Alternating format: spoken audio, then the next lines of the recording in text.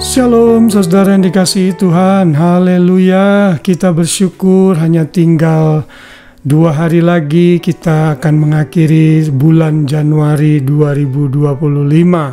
Wow, hampir 31 hari kita belajar mengenai makna kehidupan atau nilai kehidupan yang Tuhan berikan kepada kita. Saya berdoa dan berharap renungan ini memberkati kita semua.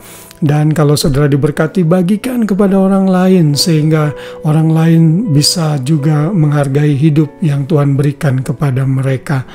Dan hari ini tanggal 30 Januari 2025 hari Kamis, kita akan belajar dengan satu konsep mengenai hidup batinnya harus makin baik.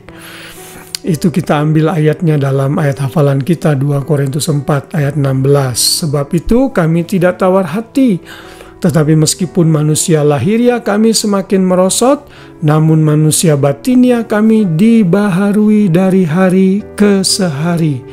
Saudara, saya yakin saudara sudah mengerti bahwa manusia itu terdiri dari 2 elemen, atau juga ada orang yang menganggap 3 elemen, yaitu tubuh, jiwa atau roh, atau tubuh, jiwa, dan roh. Saya secara pribadi menganut paham duikotomi bahwa manusia itu terdiri dari tubuh dan roh atau jiwa, karena ada banyak bukti-bukti dalam Alkitab yang mengatakan bahwa jiwa atau roh itu sebenarnya adalah satu kesatuan.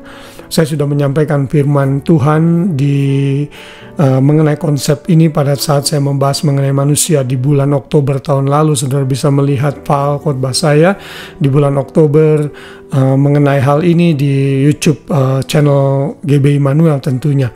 Nah, saudara menyadari bahwa kita ini bukan hanya sebagai makhluk fisik atau yang terdiri dari tubuh saja, tapi juga makhluk roh yang memiliki jiwa, maka kita harus sadar, kita pun harus memperhatikan kualitas kehidupan kerohanian kita.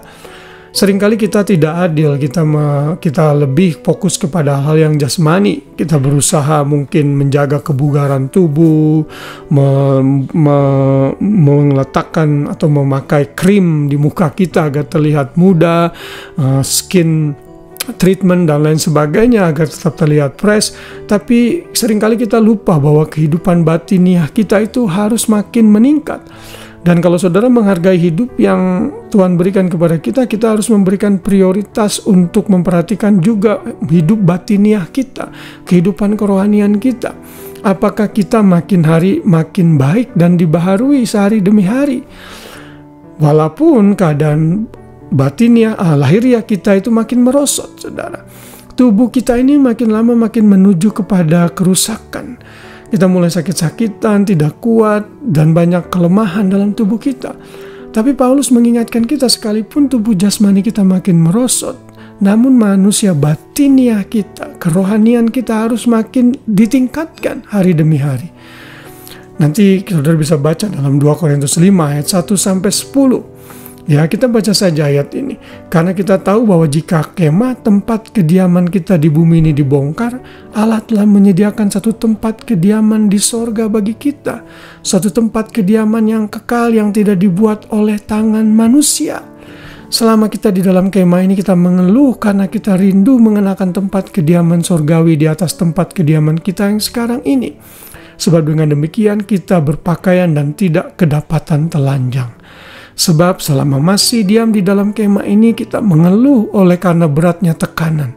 Karena kita mau mengenakan pakaian yang baru tanpa menanggalkan yang lama, supaya yang fana ini ditelan oleh hidup. Tetapi Allah lah yang justru mempersiapkan kita untuk hal ini, dan yang mengaruniakan roh kepada kita sebagai jaminan segala sesuatu yang telah disediakan bagi kita. Maka oleh karena itu hati kami senantiasa tabah, meskipun kami sadar bahwa selama ini kami mendiami tubuh ini, kami masih jauh dari Tuhan. Sebab hidup kami ini adalah hidup karena percaya, bukan karena melihat.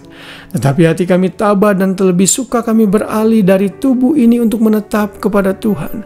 Sebab itu juga kami berusaha, baik kami diam di dalam tubuh ini maupun kami diam di luarnya, supaya kami berkenan kepadanya.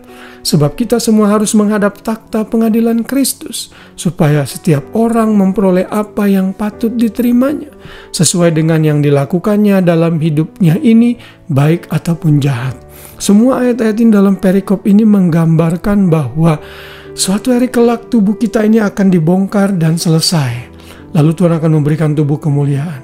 Namun yang akan terus berguna dalam diri kita adalah mengenai manusia batiniah kita, kerohanian kita.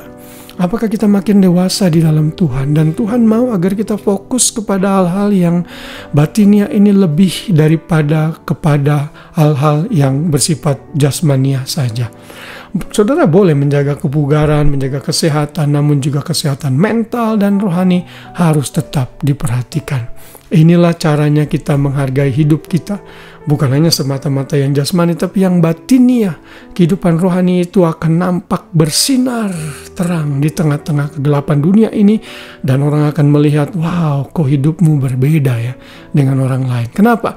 Karena kita sadar kita perlu memperhatikan tubuh batiniah kita.